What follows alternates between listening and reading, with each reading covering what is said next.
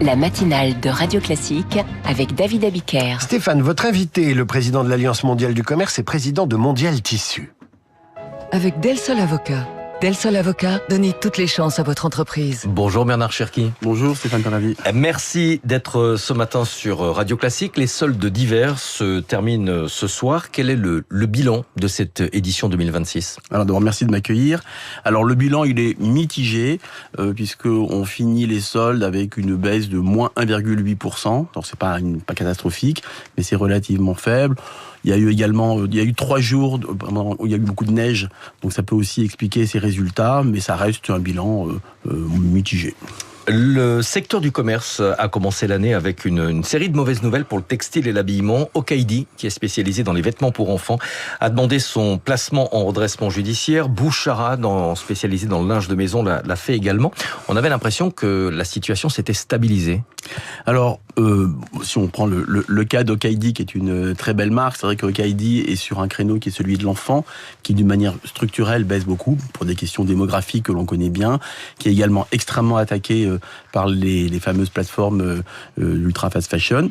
Oui, alors en effet, il y a eu, parce que le contexte est un peu difficile, il y a eu quelques fermes, il y a en ce moment des redressements judiciaires qui sont en cours, mais globalement, la situation s'est quand même stabilisée. Ce matin, vous allez présenter le bilan de l'année 2025 pour le secteur du commerce, avec notamment sur la fin de l'année une période un petit peu difficile. Oui, alors déjà, si on prend un petit peu de hauteur, cette année 2025 a été une année, on va dire, assez stable par rapport à 2024, puisqu'on on constate une légère baisse, tout format confondu, de moins 0,2%. Donc, on peut dire que notre secteur, qui est parfois un petit peu décrié, pas décrié, mais dont on peut considérer qu'il est en difficulté, quand même tient bon. Il y a quand même une résistance qui est assez forte. Pour autant, comme vous le dites, la deuxième partie de l'année, et plus précisément du mois de septembre à décembre, ont été plus difficiles puisqu'on a constaté une baisse de moins 2,3% du chiffre d'affaires. Donc on reste extrêmement vigilant par rapport à cette situation. Est-ce qu'il y a une explication particulière sur cette dégradation dans la deuxième partie de l'année ? Non, on pense qu'il y a la macroéconomie, c'est-à-dire qu'il y a des problématiques de pouvoir d'achat, donc qui explique cette baisse de chiffre d'affaires. On ne peut pas encore en tirer une tendance générale, mais encore une fois, comme je le dis, on doit se mobiliser pour essayer de faire partir les choses dans le bon sens. Parmi les grands enjeux de 2026, il y a le projet de loi contre l'ultra fast fashion. D'abord un chiffre, cette concurrence de la mode ultra éphémère est en train de ralentir, semble-t-il, puisque les ventes dans ce secteur ont reculé 2% l'an dernier en France, alors que le secteur de l'habillement en général a lui reculé de 1,5%. Oui, alors d'abord, si on prend toujours un tout petit peu de hauteur, rappelons quand même l'énormité de la situation. Aujourd'hui, on a plus de 800 millions de colis qui arrivent en France tous les jours par cette mode ultra fast fashion, qui est une mode qui ne respecte pas les règles, qui pratique une concurrence déloyale. On constate effectivement un certain ralentissement au cours du dernier trimestre de cette mode. Pour l'instant, on n'en tire aucune conclusion parce qu'on n'a pas assez de temps long pour l'analyser.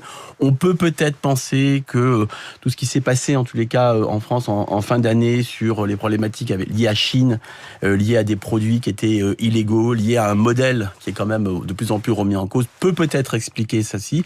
Maintenant, ne nous trompons pas, ces plateformes sont extrêmement puissantes, ont énormément de moyens et elles vont continuer à essayer d'attaquer nos marchés. Il y a eu beaucoup d'articles de presse négatifs sur Shein, notamment au moment de son arrivée dans les rayons du BHV à Paris. Est-ce que vous pensez que ça a pu générer une prise de conscience chez les consommateurs ? Toujours très difficile de dire, mais néanmoins, oui, il y a eu quand même, on va employer des mots modernes, un bad buzz extrêmement fort sur cette association entre un peu contre nature, entre le BHV et Shein. Et on peut penser qu'il y a une partie de la clientèle qui a quand même ouvert les yeux par rapport aux pratiques de Shein, par rapport au type de produits, par rapport à cette concurrence non loyale qui est réalisée par ce genre de plateforme. La France a désormais un budget. Le projet de loi de finances 2026 instaure une taxe de 2 € sur tous les petits colis en provenance de l'extérieur de l'Union européenne. Pensez que ça peut résoudre ou en tout cas limiter la concurrence des plateformes chinoises de vente en ligne ? Alors d'abord, nous on considère que c'est déjà un premier pas parce que c'est une prise de conscience du gouvernement et donc de l'Assemblée rassembler de cette problématique, de ces plateformes qui sont extrêmement dangereuses pour nous. Donc c'est un premier pas. Pour autant, il va rester encore beaucoup de choses à faire. On pense que ne serait-ce que faire appliquer la loi serait déjà une chose qui nous permettrait de faire reculer ces plateformes.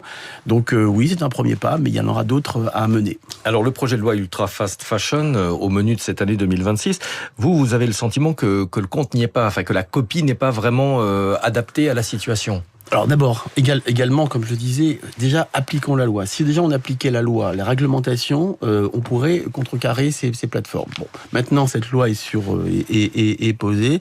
Elle peut avoir des vertus si elle cible clairement ces plateformes d'ultra fast fashion, parce qu'elle aura des vertus aussi écologiques. Mais ne nous trompons pas, si elle vise également nos commerces implantés en France, dans les territoires qui créent de l'emploi, ce sera absolument catastrophique.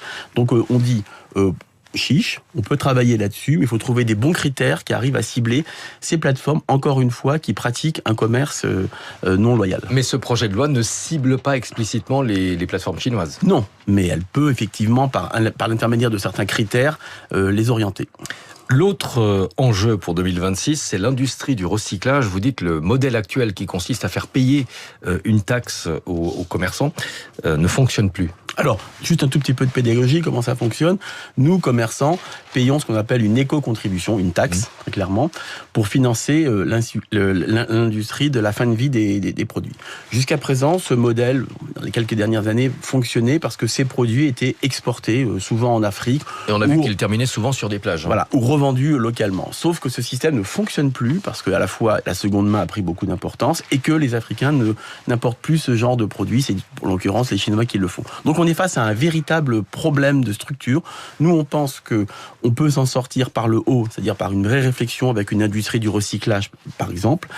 Mais, et c'est vraiment le mais est important, il ne faut qu'en aucun cas cela augmente nos charges, parce qu'aujourd'hui, comme on vous l'a dit, tout ça est très précaire. Il reste 30 secondes. Les élections municipales également, c'est un enjeu pour vous en 2026. Oui, alors c'est effectivement un moment important. On constate aujourd'hui que certaines villes souffrent de problèmes de fréquentation importants, qui ont un impact très fort sur les commerces. Donc c'est pour ça que moi je m'adresse, puisqu'on est à 6 semaines des élections, je m'adresse à tous les maires, toutes les municipalités. Les politiques en matière d'accessibilité, en matière de sécurité, ont un impact très élevé sur la fréquentation au commerce. Alors on peut citer la ville de Grenoble aujourd'hui, où le chiffre d'affaires en centre-ville est en recul de plus de 15%. Et au Grenoble, il y en a d'autres de villes qui sont concernées par ce genre de problématiques. Donc, ce que je veux dire par là, c'est que oui, messieurs et madame les maires, les politiques municipales ont un impact sur la vie dans les centres-villes. C'est-à-dire en limitant les voitures particulières en centre-ville, ça a un impact sur le commerce, vous pensez ? Bien sûr, puisque dans les villes de province, les gens utilisent encore beaucoup leurs voitures, et comme ils habitent souvent en dehors du centre-ville, si c'est embêtant pour eux de venir en centre-ville, ils vont plutôt rester en périphérie. Merci beaucoup Bernard Charqui, président de l'Alliance pour le commerce et président de Mondial Tissu. Merci à tous les deux. Stéphane, je vous dis à demain 6h pour la matinale de l'économie. À suivre, et si on parlait français, et juste après les coulisses de la politique, il sera question du retour en politique de Gérald Darmanin. Quand je dis politique, je pense à 2027.